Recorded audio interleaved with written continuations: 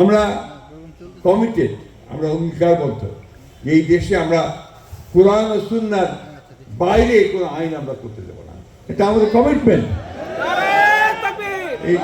এই কমিটমেন্ট আমরা সবসময় করে এসেছি।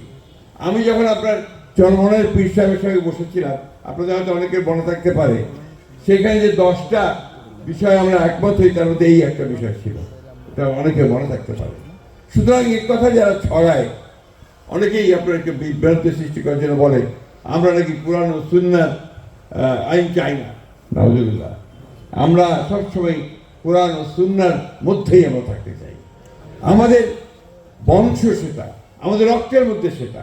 আমরা গর্বিত যে আমি একজন মুসলমান, অত্যন্ত গর্বিত। এই কারণে যে আমরা সত্যের পথে, ন্যায়ের পথে ইসলাম সবসময় আমাদেরকে নিয়ে যায়। ইসলাম শান্তির ধর্ম, আমরা শান্তি চাই। আমরা চাই এই নির্বাচনের মধ্য দিয়ে শান্তি প্রতিষ্ঠিত হোক।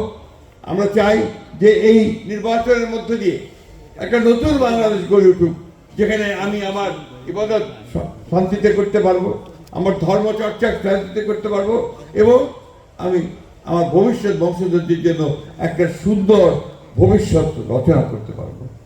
এই যে আমাদের একমাত্র লক্ষ্য।